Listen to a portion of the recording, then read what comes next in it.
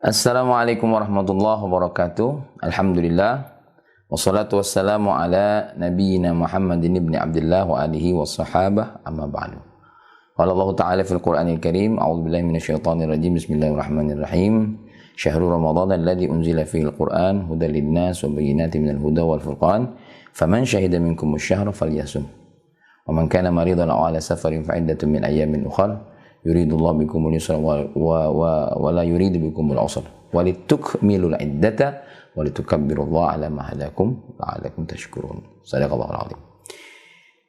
Maaf viewers, kaum muslimin dan muslimat yang dimuliakan oleh Allah Subhanahu wa taala. Pada pertemuan kali ini kita akan membahas tentang salat Id, karena beberapa kali banyak sekali pertanyaan tentang salat Id, terutama dalam kondisi di mana seorang ayah, seorang suami, seorang kakak, terutamanya kaum laki-laki dituntut untuk menjadi imam melaksanakan sholat Id di rumahnya sendiri. Tapi secara umum kita akan jelaskan tentang tata cara sholat Id.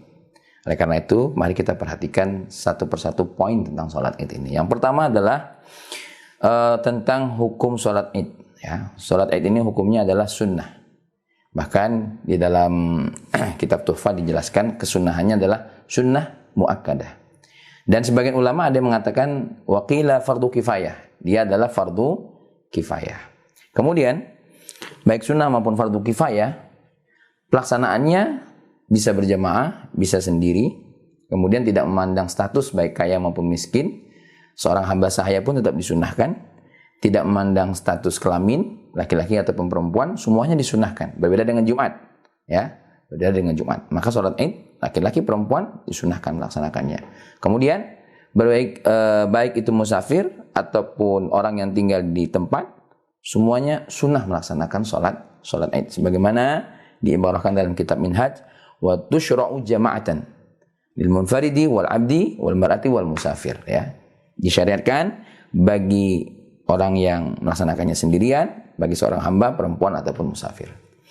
Kemudian terkait dengan dasar hukum, ya, dasar hukum yang paling utama adalah Al-Quran surah Al-Kautsar, di mana Allah berfirman, Bismillahirrahmanirrahim, fasalli li rabbika wanhar.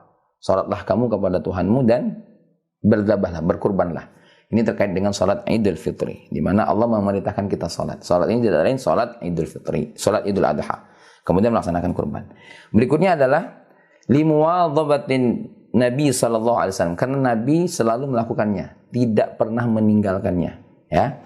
Tidak pernah meninggalkannya. Ini adalah dalam riwayat Imam Bukhari di mana Sayyidina Ibnu Abbas berkata, "Kharajtu ma'an Nabi sallallahu alaihi wasallam." Aku pernah keluar bersama Nabi yauma fitrin wa adha, pada hari fitr dan adha.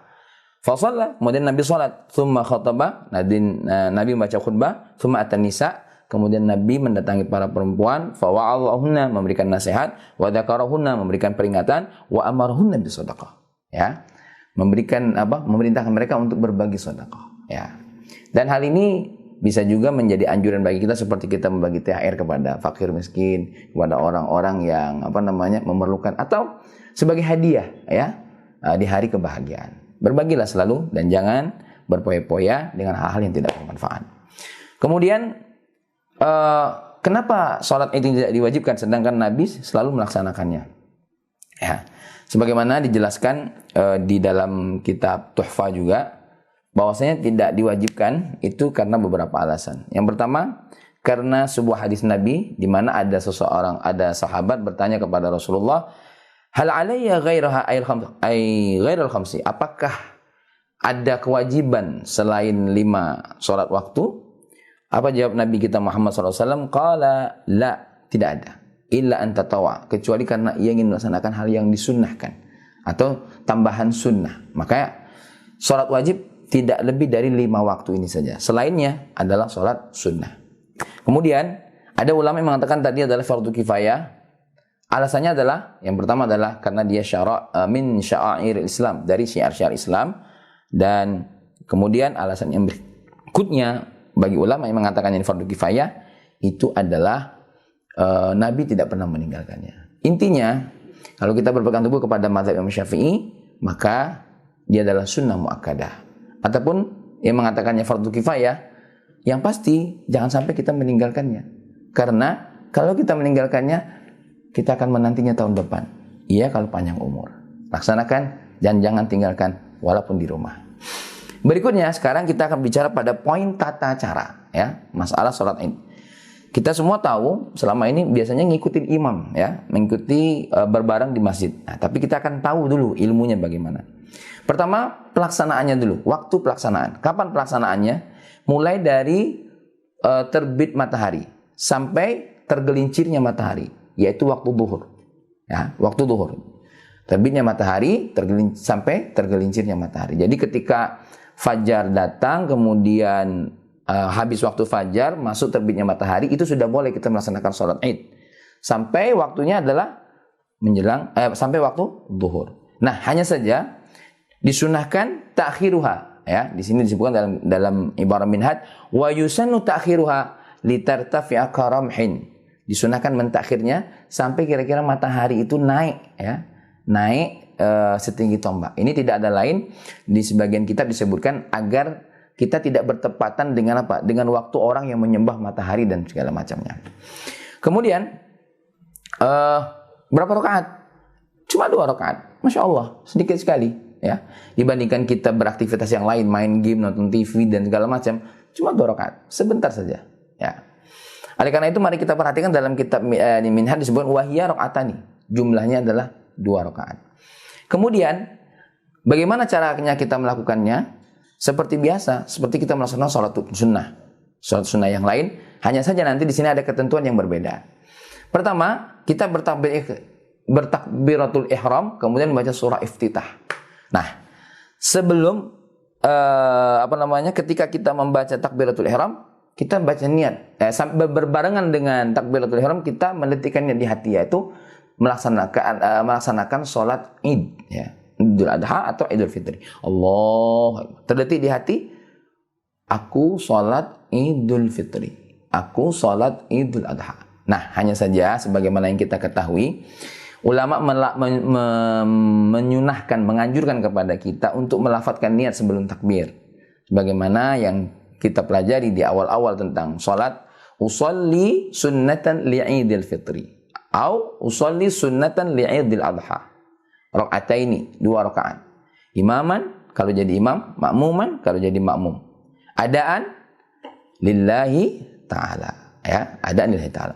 Kalau tidak disebut rakaataininya tidak jadi masalah. Usolli sunnatan li'idil fitri, cukup. Usolli sunnatan li'idil adha, cukup, ya. Hanya saja dianjurkan bagi yang menjadi makmum menyebutkan makmuman dan menjadi imam disebut imaman. Oke? Jadi takbiratul ihram Allahu Akbar dan baca doa iftitah seperti mana biasa. Setelah takbiratul ihram dan iftitah kita baca sebagaimana biasanya, sebelum membaca surah Al-Fatihah dan surat pilihan, kita disunahkan membaca 7 takbir pada rakaat pertama, kemudian 5 takbir pada rakaat kedua. 7 takbir pada rakaat pertama, 5 takbir pada rakaat kedua. Di sela-sela takbir yang 7 tadi, di sela-sela takbir yang 5 tadi, standarnya adalah bi ayatin mu'tadilah, dengan 1 ayat yang sedang, kita membaca tahmid, tamjid, tahlil, tasbih, memuji Allah, ya, dengan bimbingan para ulama kita berdasarkan yang dibimbing oleh Rasulullah SAW. Membaca apa? Subhanallah, walhamdulillah, wa la ilaha illallah, wallahu akbar.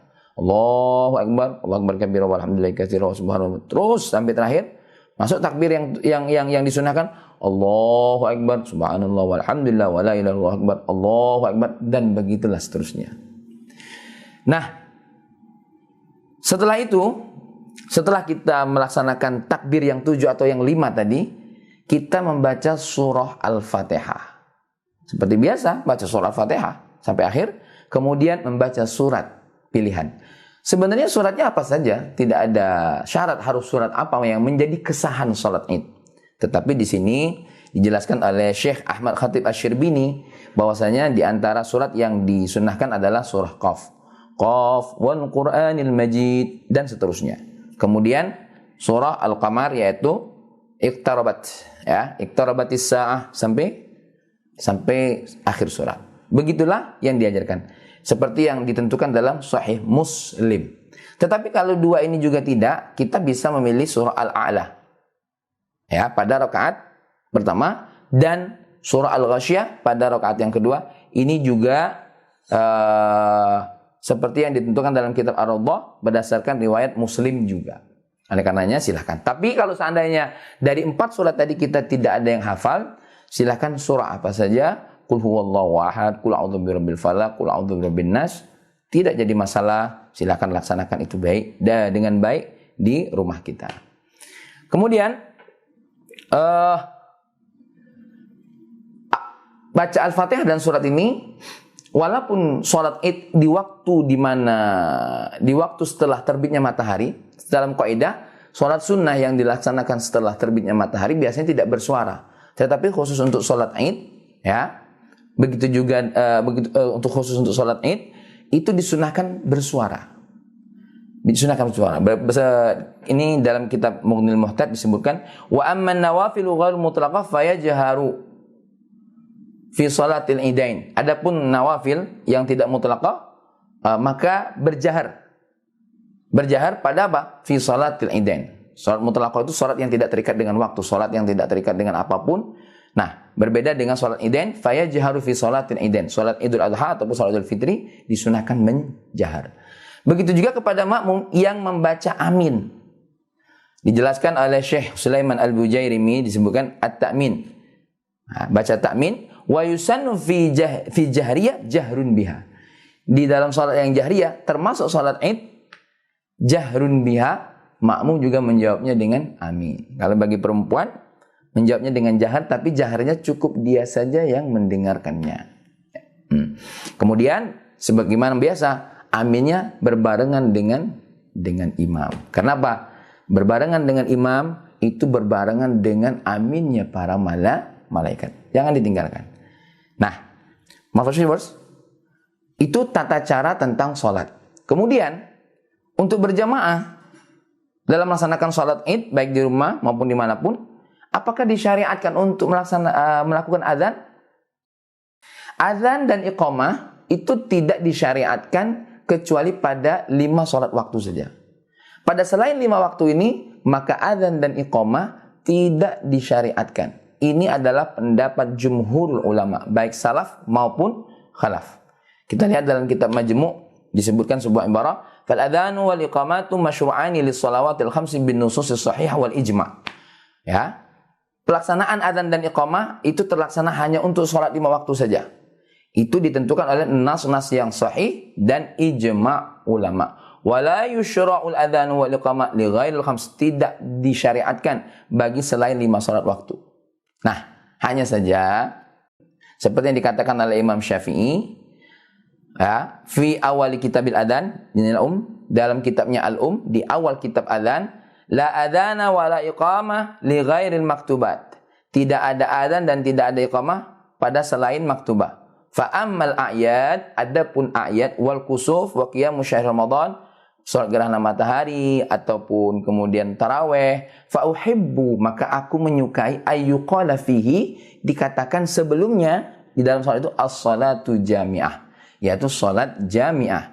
Ini diterangkan di dalam kitab yang lain dengan syarat kalau salatnya dilakukan dengan apa? Berjamaah. Kalau salat sendiri tidak perlu bilang as-salatu jami'ah. Jadi kalau mau berjamaah tidak ada adzan dan iqamah, tapi kata Imam Syafi'i lakukan membaca apa? As-salatu jami'ah, as-salatu jami'ah, as-salatu jami'ah li Idul Fitri atau Idul Adha rahimakumullah atau athabakumullah. Silakan.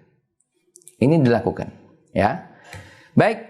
Berikutnya masalah tempat. Adakah tempat yang menjadi syarat sahnya sholat? Ini yang akan jadi pertanyaan kita yang selama ini sering datang pertanyaan. Tidak ada ketentuan tempat yang menjadi syarat sahnya sholat Idul Fitri atau Idul Adha.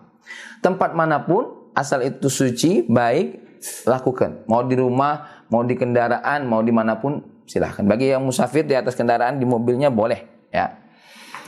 Hanya saja terjadi perbedaan pendapat ulama itu dari sisi keistimewaan, keutamaan atau afdaliyah.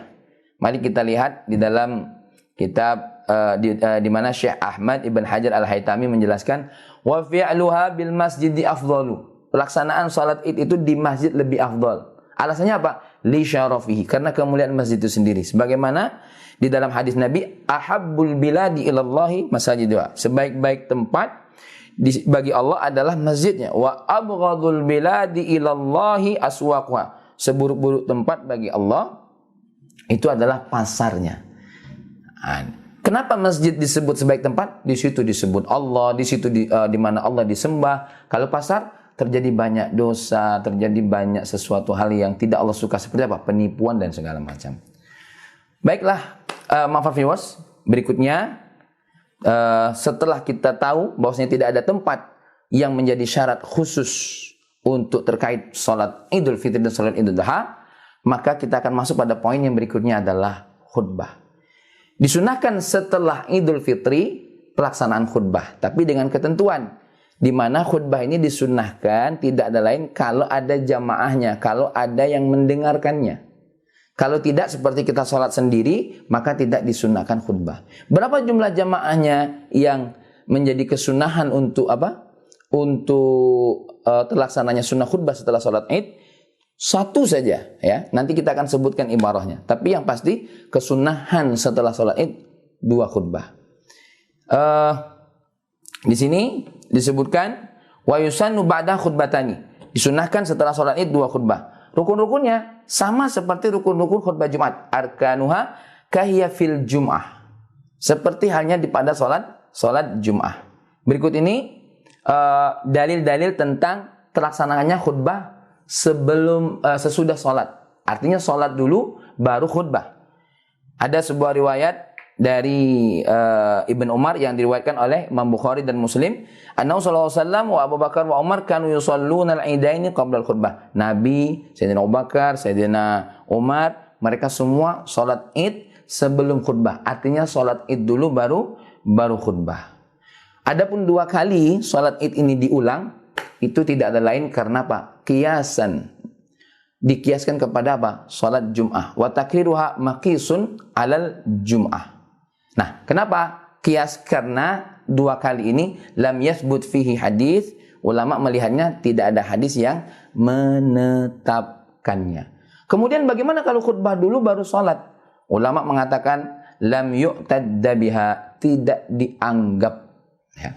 Khutbah yang dilaksanakan sebelum sholat Id itu tidak dianggap sebuah kesunahan.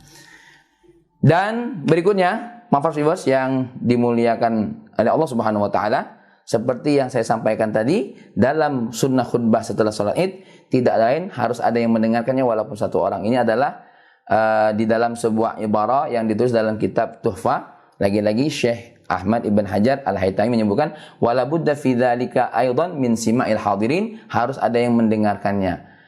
Bil fi'l lakin yalharu, nampaknya al-iktifa'u bi sima'i wahidin, cukup 1 orang saja. Li'anna al-khutbata tusannu li itsnaini, karena khutbah itu disunahkan ketika ada berjamaah 2 orang. Baiklah, maaf viewers yang dimuliakan oleh Allah Subhanahu wa taala, inilah ringkas tentang tata cara salat Id.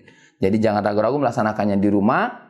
Pelaksanaannya sama seperti apa? Seperti sholat Id yang kita lakukan di masjid selama ini pada tahun-tahun ini, tidak ada bedanya, tetapi hanya saja tempatnya. Lakukan di rumah bersama keluarga kita, jangan khawatir.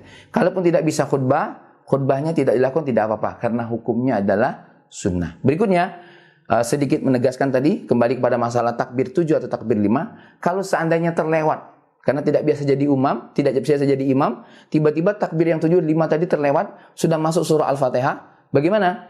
Kalau sudah terlewat dan sudah masuk kepada Al-Fatihah, tinggalkan 7 takbir tadi, tidak perlu dilaksanakan.